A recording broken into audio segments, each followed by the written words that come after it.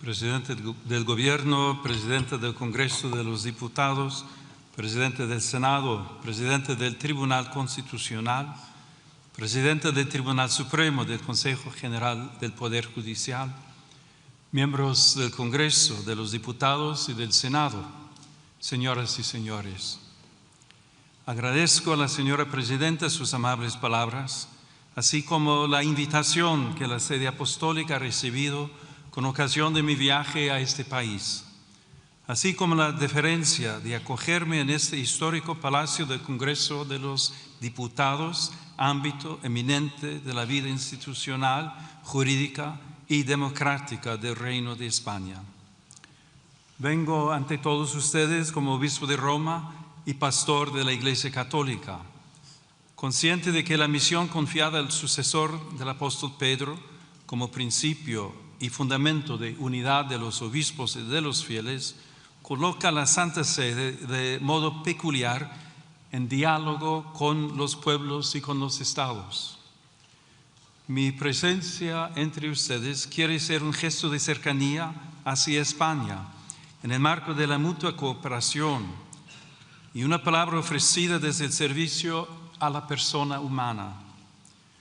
La Iglesia camina con la humanidad, comparte sus esperanzas y sus heridas, escucha los interrogantes de cada época y se deja interpelar por todo lo que concierne a la existencia de los hombres y las mujeres de hoy. Por eso, cuando se dirige a la vida pública, lo hace respetando la misión propia de las instituciones y la legítima responsabilidad de quienes han recibido el mandato de legislar. Reconoce la autonomía de las realidades terrenas y la distinción entre comunidad eclesial y comunidad política. Y precisamente desde esa conciencia aporta una reflexión nacida del deseo de servir al bien común y de recordar aquello que hace verdaderamente humana la convivencia. En este hemiciclo se da forma jurídica a la convivencia social. Aquí las diferencias se escuchan, se ordenan y cuando es posible se convierten en decisión compartida. Por eso, más allá de la legítima diversidad de posiciones, toda tarea legislativa acaba encontrándose con una pregunta decisiva. ¿Qué concepción de la persona humana inspira las leyes y qué tipo de sociedad construye esas leyes? Ante esta cuestión, España posee una memoria particularmente rica. Su identidad geográfica y política se ha ido entretejiendo con una historia en la que la fe y la razón, el arte y el derecho, la tradición y el pensamiento han sabido encontrarse fecundamente en sus catedrales y universidades, en su literatura inmortal, en sus instituciones jurídicas y en el ánimo mismo de su pueblo, permanece viva una herencia que ha dado forma a un modo de vivir la libertad y ordenar común. Desde las páginas universales del Quijote, donde Cervantes proclamó que la libertad es uno de los más preciosos dones que a los hombres dieron los cielos.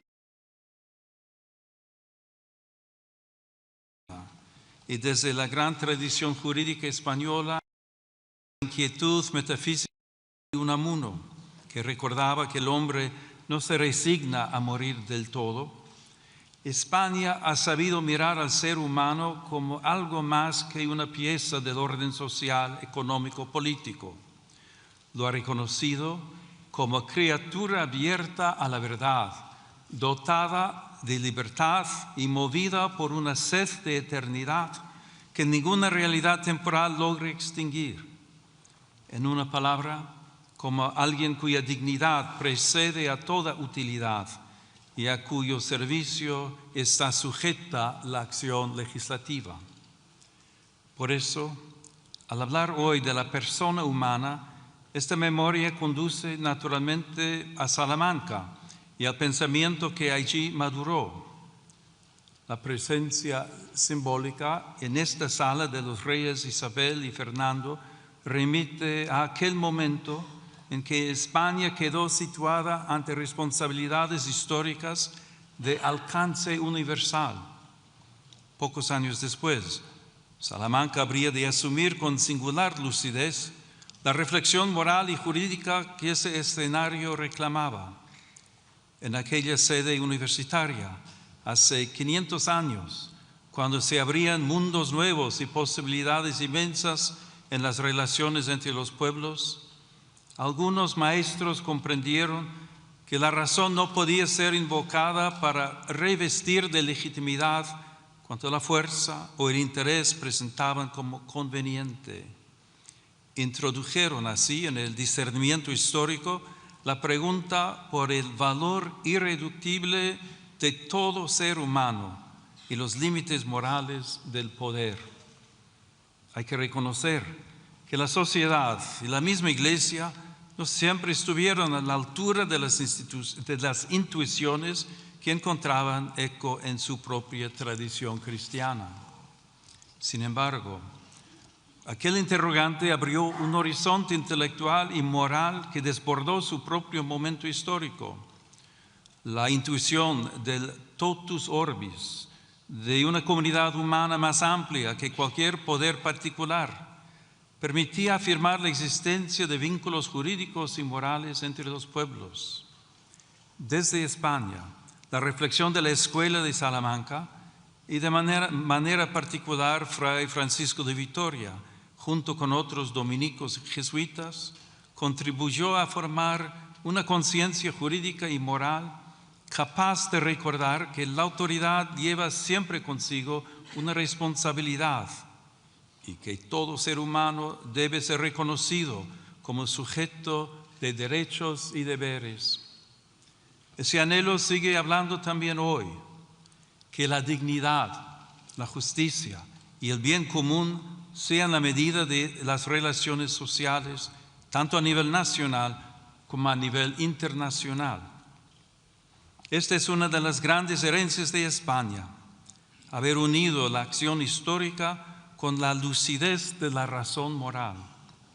Aquella contribución, nacida a orillas del Tormes, trascendió las aulas y las bibliotecas y llegó a formar parte de una conciencia más amplia, compartida por la comunidad internacional que sigue preguntándose cómo construir la paz sobre el reconocimiento de la persona y no sobre la imposición de la fuerza.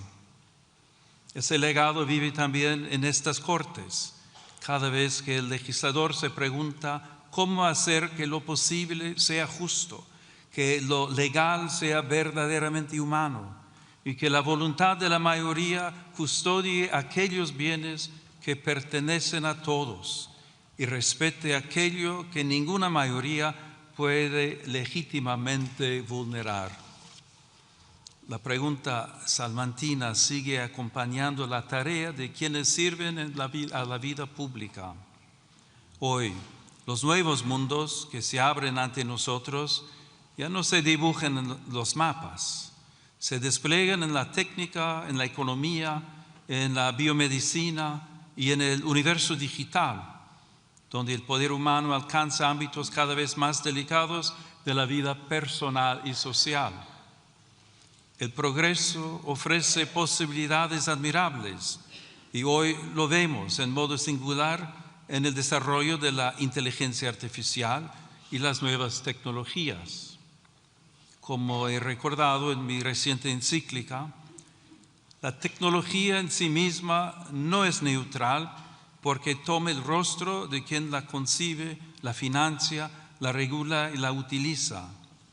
Por eso, ante las transformaciones de nuestro tiempo, nuestro discernimiento debe centrarse en qué lugar ocupa la persona humana en nuestras decisiones y cómo se plantean hoy de manera nueva la dignidad del trabajo, la solidaridad, la política social y el bien común.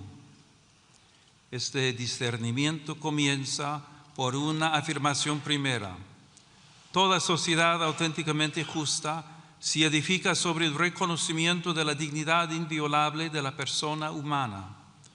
Tal dignidad precede a toda concesión del Estado y no puede quedar subordinada a consensos sociales mudables o al vaivén de las mayorías de cada momento. Pertenece a todo ser humano por el hecho mismo de existir y por eso debe orientar todo ordenamiento jurídico positivo. La fe cristiana la proclama a partir de la revelación. La razón humana puede reconocerla como exigencia inscrita en la verdad del hombre. Cuando esta convicción permanece viva, el derecho se convierte en amparo de todos y en garantía frente a la imposición de intereses y agendas particulares. Sobre este fundamento, me corresponde pronunciar hoy una palabra serena y firme ante quienes tienen la grave responsabilidad de ordenar jurídicamente la convivencia social. Esta convivencia puede verse amenazada por la cultura del descarte, como tantas veces advirtió el Papa Francisco. En este sentido, si la vida deja de ser reconocida como un valor fundamental, ¿qué futuro pueden tener nuestras sociedades? ¿Puede llamarse plenamente justa una comunidad que deje en la sombra al niño aún no nacido, al anciano, al enfermo, a quien sufre en silencio o a quien depende enteramente del cuidado de los demás? La defensa de la vida humana no es una cuestión parcial ni un interés confesional, es una meta de civilización. Toda vida humana debe ser reconocida y custodiada desde su concepción hasta su ocaso natural, en cada circunstancia de su existencia. Cuando la certeza se oscurece, los más vulnerables son las primeras víctimas y la ley pierde su significado más profundo, servir y proteger a cada persona. Por eso la grandeza moral de una nación se manifiesta sobre todo en su capacidad de acompañar, proteger y amar aquellas vidas que atraviesan mayor fragilidad. El bien común es, en cierto modo, la forma social de la dignidad humana. No consiste en la mera suma de intereses particulares, sino en el conjunto de condiciones de la vida social que hacen posible a las asociaciones y a cada uno de sus miembros el logro más pleno y más fácil de la propia perfección. Cuando el bien común deja de ser horizonte compartido, la acción pública corre el riesgo de fragmentarse en intereses parciales, incapaces de custodiar aquello que pertenece a todos. En este contexto, reviste particular importancia la familia, realidad humana primera y fundamento natural de la comunidad. En el hogar se entrelazan las generaciones y se transmite una memoria viva que da continuidad interior a la sociedad. Allí donde la familia es sostenida, se fortalece también la estabilidad espiritual y social de las naciones. La familia será siempre la primera escuela de humanidad en la que se aprende, antes que en cualquier otro lugar, la gramática elemental de la convivencia. Recibir la vida, cuidar al otro, perdonar, servir y pertenecer. También las instituciones educativas ocupan un lugar decisivo en esta tarea. En ellas, las nuevas generaciones pueden aprender a buscar y amar la verdad y a cuestionarse sobre el sentido de la vida y la dignidad de cada persona. Por eso, muchos padres deseosos de que sus hijos aprendan a relacionarse, a pensar con espíritu crítico y a adquirir valores sólidos, depositan en ellas grandes esperanzas como valiosas aliadas en su educación. Esta colaboración ha de respetar siempre el derecho primario e inalienable de los padres a elegir el tipo de educación y de formación que reciben sus hijos, en coherencia con sus propias convicciones morales, culturales y religiosas. La afirmación de la dignidad humana no puede permanecer abstracta cuando tantas personas se ven obligadas a dejarlo todo para buscar paz, seguridad y futuro. También el trágico drama migratorio interpela hoy la conciencia de las naciones y el fundamento ético del orden internacional. Numerosos hombres, mujeres y niños se ven obligados por circunstancias muchas veces dramáticas a partir de sus comunidades y dejar atrás seres queridos, historias y vínculos. Esta realidad rebasa cualquier lectura puramente demográfica o económica. Constituye una cuestión eminentemente moral y jurídica.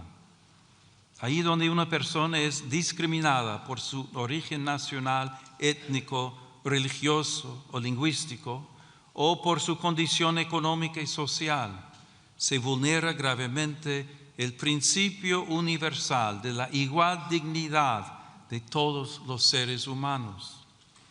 La situación de los migrantes y refugiados exige una respuesta que mire a las personas, afronte las causas que las obligan a partir y vaya más allá de la mera gestión de flujos. De ahí nace una doble exigencia de justicia social: ofrecer vías seguras y legales, una acogida respetuosa y posibilidades reales de integración, y promover al mismo tiempo el derecho a permanecer en la propia tierra, trabajando para que nadie tenga que abandonar su hogar por falta de paz, seguridad o condiciones dignas de vida, por las desigualdades económicas y los efectos de la crisis climática. En los últimos años, las rutas cada vez más peligrosas han evidenciado el altísimo coste de esta realidad, tantas veces escondida o ignorada. Muchas personas siguen siendo presas de traficantes y contrabandistas que se aprovechan de su desesperación. Es necesario fortalecer la prevención, el rescate y la asistencia a las víctimas, especialmente en el marco de una cooperación regional y multilateral. Ninguna nación puede afrontar por sí sola un desafío de esta magnitud. Por ello es indispensable una respuesta coordinada, solidaria y eficaz, capaz de garantizar protección, acogida y oportunidades reales de integración a quienes emigran. Cuando la respuesta institucional se hace cercana, justa y coordinada, las fronteras dejan de ser lugares de abandono y pueden convertirse en espacios de protección responsable de la dignidad humana. Señorías, el mundo atraviesa una profunda crisis espiritual y cultural que se manifiesta en múltiples formas de violencia, polarización y desconfianza recíproca. En este contexto, la paz se presenta como una aspiración política y más aún como una verdadera exigencia moral. Reclama una palabra pública que respete a quien piensa distinto, instituciones puestas al servicio del encuentro, una memoria histórica que busque la verdad y la reconciliación y una vida social capaz de sostener la amistad cívica y el respeto mutuo en medio de la discrepancia. En el plano internacional, la paz exige valentía diplomática, responsabilidad ética y una visión de futuro fundada en el respeto a la identidad de cada pueblo y en la obligación de los estados de resolver sus controversias por los caminos pacíficos que ofrece el derecho internacional. Toda guerra constituye, en última instancia, una dolorosa derrota de la capacidad de negociar y también de aquella conciencia común de la humanidad que reconoce vínculos de justicia entre las naciones. Las armas pueden imponer un silencio temporal, pero nunca podrán edificar una paz auténtica y duradera. Por eso, preocupa que en diversos lugares del mundo y también en Europa vuelva a presentarse el rearme como respuesta casi inevitable ante la fragilidad del escenario internacional. La verdadera seguridad, en cambio, nace de la justicia, del diálogo paciente, del respeto al derecho internacional y de una política capaz de poner la vida de los pueblos por encima de los intereses que se benefician de la guerra. También el desarrollo de las nuevas tecnologías y de la inteligencia artificial en el ámbito militar exige una vigilancia ética rigurosa para que las decisiones sobre la vida y la muerte nunca sean descargadas sobre automatismos ni sustraídas a la responsabilidad moral de la persona humana. La comunidad internacional está llamada a redescubrir el valor indispensable del diálogo como camino paciente hacia acuerdos justos y duraderos, fundados en el respeto a los tratados, en la transparencia de la acción diplomática y en la voluntad sincera de anteponer la paz al recurso a la fuerza. De ahí nacen la confianza y la esperanza. Como recuerda el lema de la Unión Europea, in varietate concordia, la unidad verdadera no uniforma, sino que cohesiona en la diversidad, haciendo de las culturas, sensibilidades y tradiciones una ocasión de enriquecimiento mutuo. Asimismo, dentro de las propias sociedades es urgente construir una cultura de la reciprocidad. La pluralidad política no debería degenerar en descalificación permanente del adversario. En una convivencia madura, incluso el conflicto puede convertirse en camino hacia la paz cuando las diferencias se dejan mitigar por la escucha y se ordenan al reconocimiento de las necesidades, los anhelos y las capacidades de todos. Pero la paz no es solamente una realidad política o institucional. Nace también en la conciencia, allí donde el rencor, la indiferencia y el odio ceden espacio a la reconciliación. Por eso se instaura y se protege también a través del lenguaje. Las palabras pueden abrir caminos o cerrarlos, pueden iluminar la realidad o deformarla hasta hacer imposible el encuentro. Quienes ejercen una responsabilidad pública tienen por eso una especial obligación de custodiar la palabra para desarmar el lenguaje. La firmeza no exige desprecio, la discrepancia no conlleva humillación. De este respeto al otro nace también el deber de custodiar el espacio donde maduran sus convicciones, su conciencia y su relación con Dios.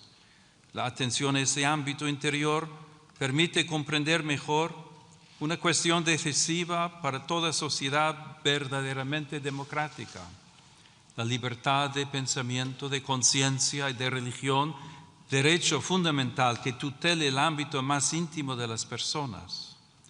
La libertad sobre la que se edifica el Estado contemporáneo, si es auténtica, reconoce la dimensión religiosa del ser humano, la respeta y la tutela jurídicamente, y evita que alguien tenga que renunciar a contribuir a la sociedad en la que vive por causa de su fe.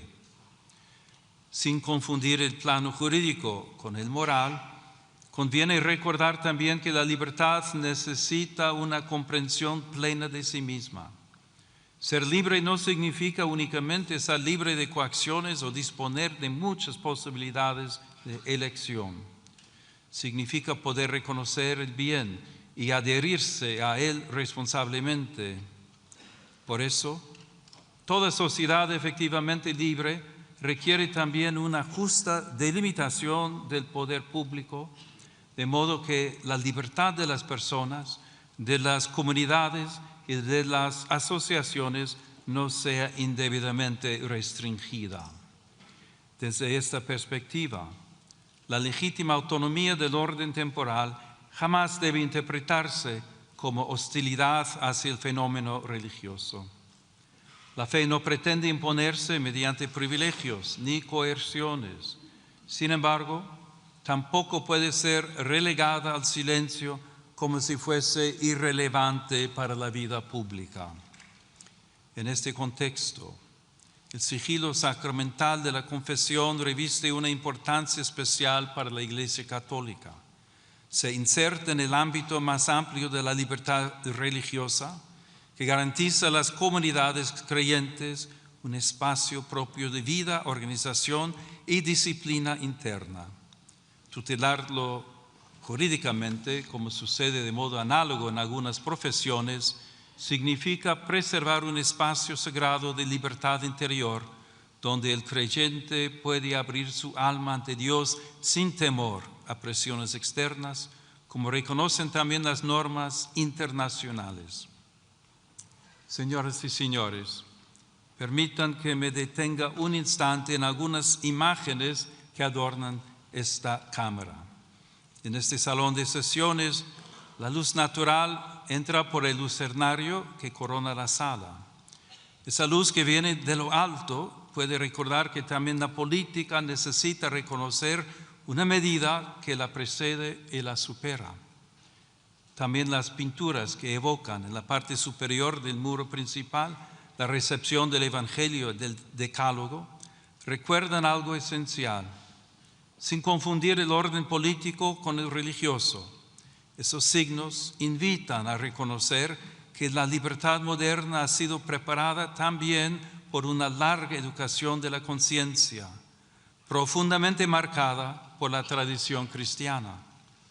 En esa escuela interior, los pueblos aprendieron que el derecho debe servir al bien, que la justicia pone límites a la fuerza, que el poder necesita legitimidad, que los pobres pertenecen plenamente a la comunidad, que el extranjero debe ser acogido conforme a su dignidad y que la vida humana jamás puede ser tratada como mercancía. Una ley no alcanza su verdadera grandeza por el mero hecho de haber sido formalmente aprobada. La alcanza cuando, además de ser válida en su forma, puede comparecer ante la dignidad de la persona y salir de ese examen sin avergonzarse. Les invito a alzar pues la mirada, no para alejarse de la realidad, sino para recordar que toda decisión de las autoridades públicas toca personas de carne y hueso, especialmente a quienes tienen menos fuerza para hacerse oír. Porque la altura de miras consiste precisamente en mirar con más hondura aquello que está en juego en cada decisión pública. Por eso, junto a las respuestas técnicas y las reformas legales, hace falta también una renovación moral. España puede ofrecer mucho en este camino. Cuenta con una lengua que une continentes, una tradición cultural, jurídica y espiritual que ha sabido poner en diálogo fe y razón, derecho y conciencia, unidad y pluralidad. Esta experiencia histórica recuerda también el valor de la concordia y del esfuerzo paciente por construir una convivencia pacífica y justa. Que esta noble nación jamás pierda la memoria de sus raíces ni la audacia de mirar al futuro. Que España continúe siendo tierra de encuentro, de cultura, de solidaridad y de esperanza. Y que su vida pública sepa unir siempre la firmeza de las convicciones con la nobleza del diálogo y la grandeza del servicio. Que Dios conceda paz a todas las naciones de la tierra, concordia a las familias y serenidad a las conciencias. Y que sobre el reino de España, marcado por la huella apostólica de Santiago y por la presencia maternal de la Virgen del Pilar, desciendan días de prosperidad, justicia y paz duradera. Muchas gracias.